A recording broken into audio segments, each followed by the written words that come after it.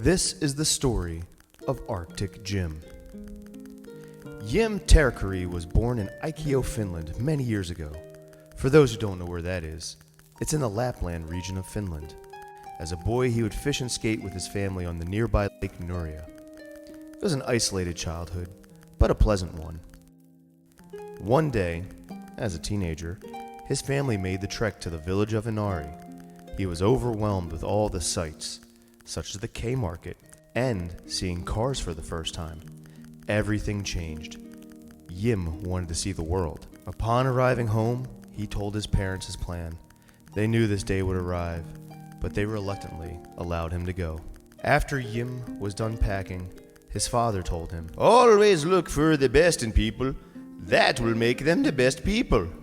His mother gave him more impractical advice. "Always wear a kilt.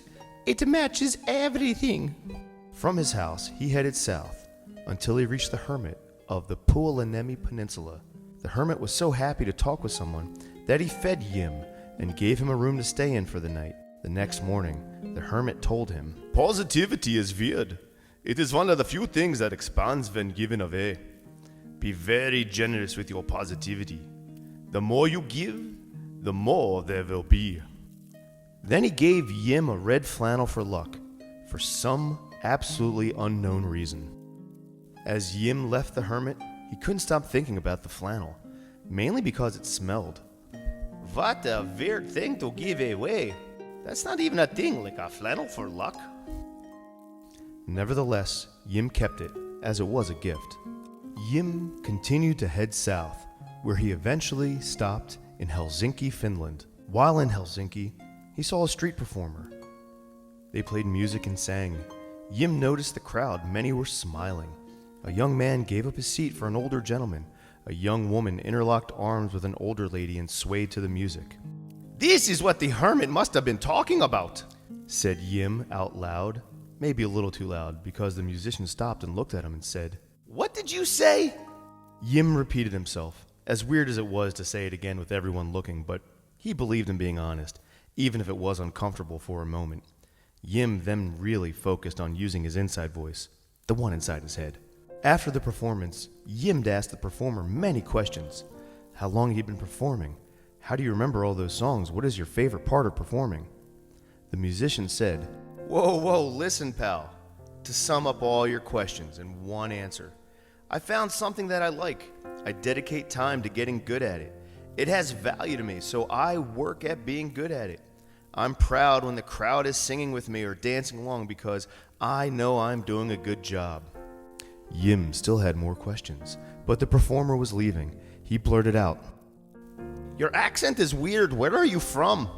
"I'm from Fleetwood, Pennsylvania, home of the Tigers. It's in America." Then magically, he disappeared. Jim picked up a job in Helsinki as a courier. He met so many people.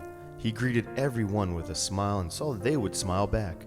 After a few years, he wanted to see more of the world. He just didn't have enough money to travel. He saved and saved, but he never seemed to be getting ahead. He realized he was giving away his money to charities and to people in need. He didn't want to stop helping others, but he realized he needed help. His clothes were becoming worn out. He hadn't updated his wardrobe since he left home. On the way to wash his clothes, he put on the flannel the hermit gave him. He felt something in his pocket. It was money, like a lot of money. Enough money to buy new clothes and to travel to America. Jim decided to wear that shirt more often. He knew it would be too easy to take advantage of the shirt's magic, so he would only use it to be generous, and maybe for ice cream once in a while. He didn't know if the flannel was able to convert from euros to American dollars. He reached in his pocket and it worked! It also produced coupons, grocery membership cards, and other paper items that he could use to help others. He looked at a map of Pennsylvania while in the lobby at the Philadelphia airport, and he asked his shirt where he should go. Now, it's weird to ask articles of clothing questions or even talk to articles of clothing.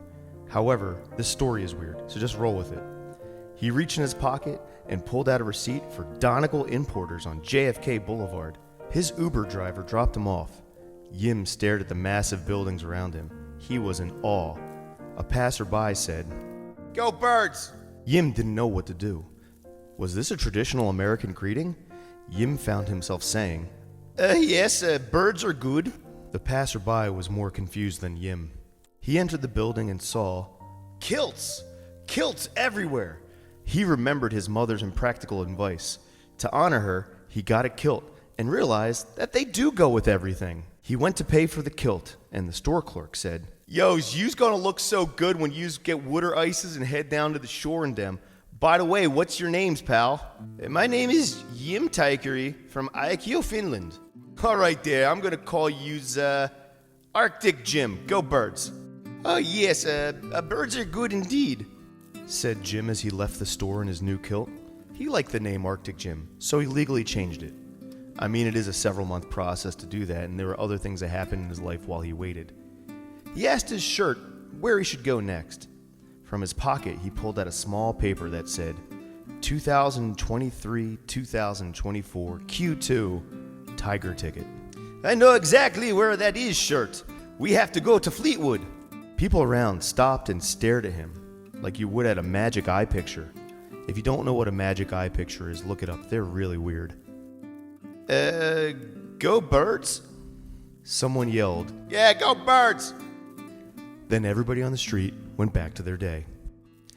After all his travels, Jim realized that his mission was to spread the concepts of positivity, generosity, and looking for the best in others to the students of Fleetwood by giving out tiger tickets to students who deserve them.